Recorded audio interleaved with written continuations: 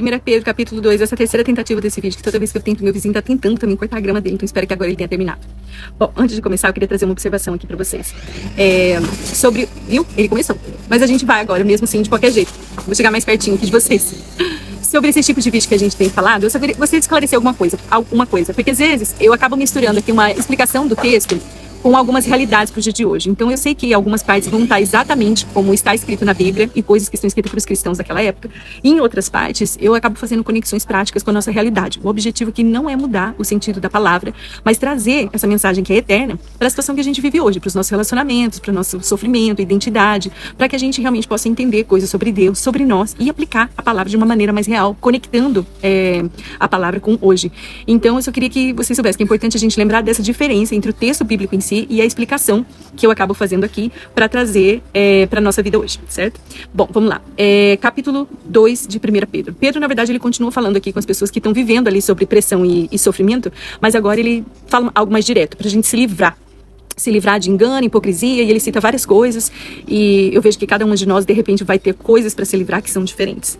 Mas a verdade é que ele diz isso porque nascer de novo significa que nós precisamos deixar as coisas velhas morrerem para trás, acabou.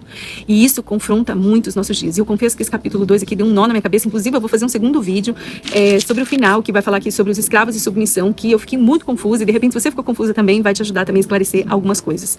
Mas a verdade é que hoje a nossa cultura normaliza muita coisa, a falsidade, a aparência, a comparação, é muita coisa. Sabe, até mesmo inveja disfarçada de admiração, ironia, necessidade de você parecer algo o tempo inteiro. Então isso vão virando coisas normais, que às vezes até a gente acaba se acostumando com isso, mas Pedro nos diz que pessoas que nascem de novo não deveriam continuar alimentando aquilo que destrói a nossa alma. Então eles nos dão uma imagem do bebê.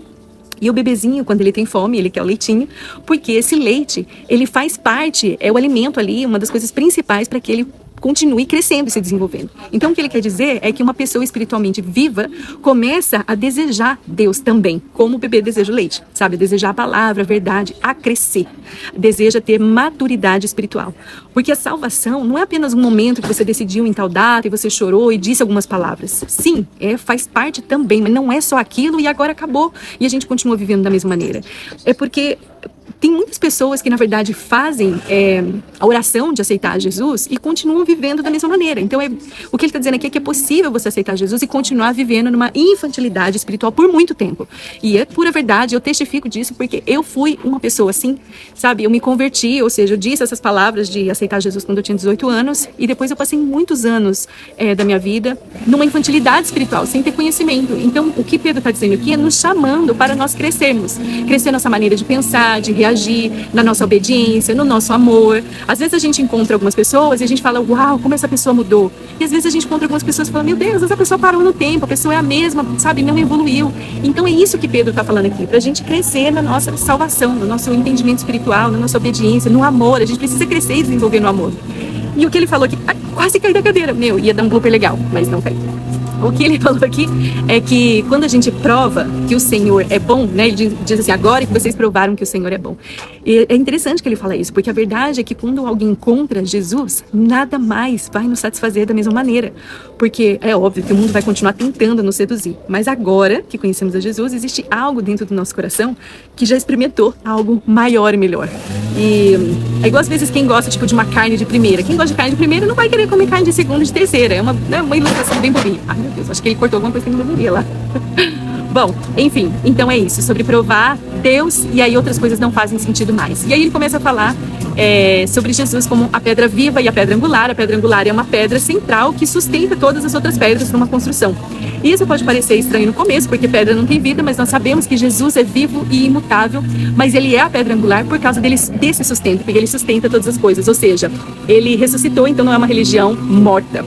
Então, Pedro também diz que nós somos também pedras vivas. Então, se Jesus ele é vivo, nós também somos considerados pedras vivas. E se a pedra angular foi rejeitado, se somos como Jesus, nós também podemos sofrer uma certa perseguição e sermos também rejeitados. Mas a verdade é que, como pedras, Deus está construindo algo novo e cada cristão faz parte dessa construção espiritual. Então hoje não é sobre o prédio, né, algo físico, apesar de que nós precisamos ter respeito e reverência, não pela arquitetura, mas pelo momento quando a gente está reunido ali, né, como irmãos.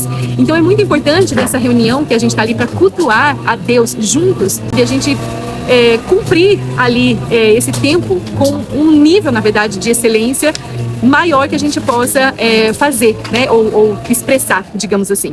E então dar o nosso melhor ali quando nós estarmos reunidos com os nossos irmãos. Então é muito importante esse momento do culto, mas não é sobre o prédio.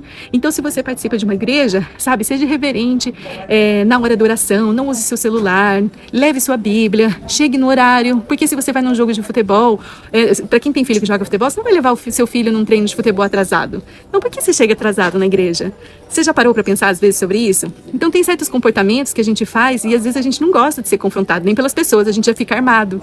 Você sabia que às vezes quando a gente arma, isso também revela algumas coisas que nós não estamos preparados para transbordar daquilo que a gente está cheio, porque a gente acaba transbordando daquilo que a gente tem, ou daquilo que a gente se alimentou.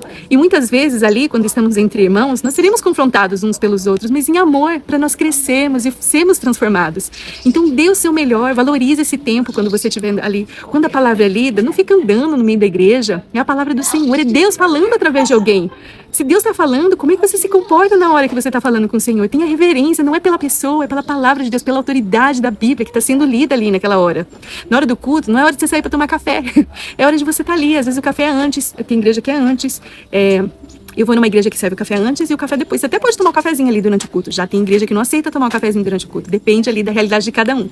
Mas aonde você frequente dentro da realidade que as pessoas estão colocando ali, da visão que as pessoas estão colocando ali, e dê o seu melhor. Quando você estiver ali, esteja ali em reverência ao Senhor, em amor pelos seus irmãos, transborde daquilo que você está cheio.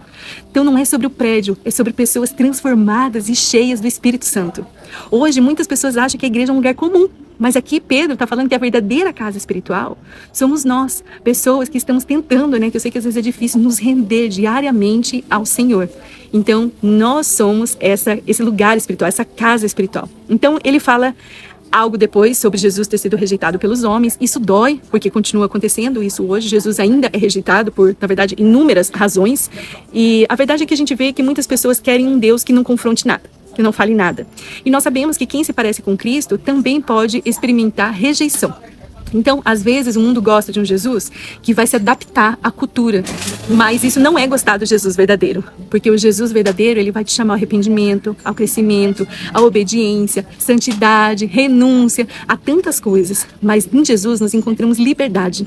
E seguir a Jesus pode custar, então, uma aprovação. Pode custar, às vezes, que a gente tenta se encaixar dentro da sociedade ou até mesmo sermos aceitos. Mas Pedro aqui nos mostra que aquilo que o mundo rejeitou foi exatamente o que Deus escolheu, então, como fundamento, como pedra angular. Jesus é a pedra angular, a pedra principal. Então, nós precisamos nos alinhar com Jesus. E se alinhar com Jesus é alinhar os nossos pensamentos, nossa identidade, nosso propósito. Então, faça uma oração para o Senhor estar revelando as coisas que precisam ser alinhadas na sua vida. Esse capítulo aqui falou muito comigo e muitas coisas que eu preciso alinhar com Cristo, com a personalidade de Jesus.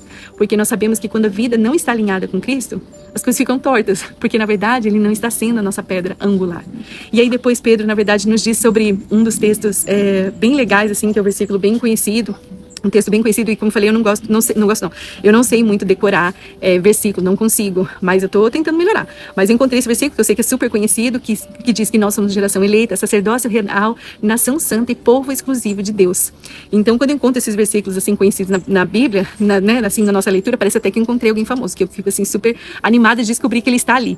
Mas a verdade é que a gente descobre aqui nessa passagem que o mundo tenta definir o nosso valor, pela nossa aparência, para a gente ser aprovada, nossa identidade. E a verdade é que nós pertencemos a Ele, porque a santidade, ela não significa perfeição, tá longe, na verdade, perfeição. Isso é algo que a gente nunca, na verdade, vai alcançar aqui nessa terra, mas a santidade significa separação, é uma vida diferente. Então eu vejo que uma mulher santa não é apenas alguém que fala sobre Deus, mas é alguém que carrega Deus na maneira de viver.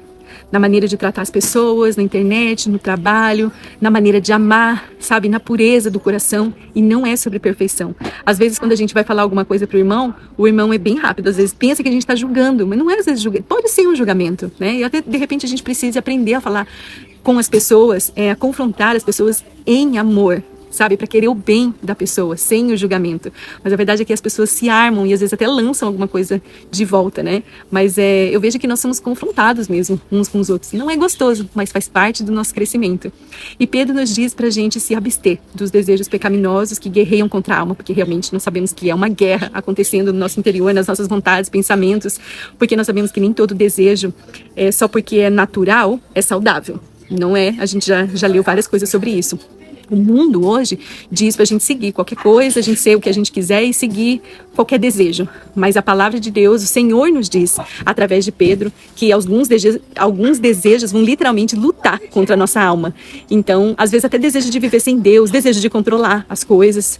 E nem todo desejo deve virar uma direção. Então, Pedro, ele entra aqui, logo depois disso, num assunto bem difícil. E eu quero depois até fazer um outro vídeo, que esse aqui já está ficando muito longo, só sobre isso, em caso de você ter sido não só confrontada, mas ter ficado confusa sobre isso, que é sobre submissão e os escravos. Então, eu vejo que é uma palavra que machuca muitas pessoas hoje, sabe? Submissão, especialmente as mulheres, porque já foi usada por muito tempo, na verdade, como uma maneira errada, para silenciar, para abusar as mulheres e para controlar. Mas eu quero que você saiba que a submissão bíblica não significa aceitar o pecado e nem mesmo aceitar a violência. Não significa aceitar abuso ou perder o seu valor ou deixar a mulher você de ter uma voz. Não é isso que a palavra diz. Pedro aqui está nos ensinando sobre humildade, sobre respeito e sobre um testemunho cristão dentro de um mundo muito, muito difícil. Porque nós sabemos que o cristão, ele não vive dominado por uma rebeldia constante ou às vezes até por um sentimento de querer destruir as pessoas. E ao mesmo tempo, a Bíblia ela nunca vai chamar a injustiça de boa. E Jesus nunca apoiou esse tipo de coisa. Então eu preciso ter um equilíbrio bíblico ali entre ter caráter sem perder a pureza da verdade. E Pedro nos diz, muito forte também, para que nós possamos fazer o bem, né? Para termos uma vida íntegra, porque uma vida íntegra, ela vai silenciar muitas acusações. Nós sabemos que nem sempre as pessoas vão gostar da gente, vão entender a nossa fé ou até mesmo vão concordar conosco. Mas existe uma autoridade poderosa quando nós temos uma vida coerente com a palavra de Deus. E aí é por isso que Pedro, ele leva tudo para Jesus, porque Jesus sofreu injustamente. Ele foi insultado, ele foi ferido, rejeitado, humilhado e mesmo assim, Jesus não pecou, não manipulou, não respondeu mal e nem perdeu a sua pureza. Isso, na verdade, pode ser um pouco confuso, porque pode parecer que o sofrimento é algo bom, né? Mas na verdade não é isso. Isso não significa que o sofrimento é certo, mas significa que o mal não consegue transformar Jesus em alguém azedo, em alguém amargo. E talvez isso seja uma das maiores mensagens aqui de 1 Pedro, capítulo 2, para nós não deixarmos um mundo quebrado, destruir aquilo que Deus está formando dentro de nós, aquilo que Ele está formando, sabe, no nosso coração. Porque nós fomos chamados não apenas para acreditar em Deus, não é só sobre acreditar, mas Jesus nos chamou para nós nos tornarmos parecidas com Ele. Deus abençoe.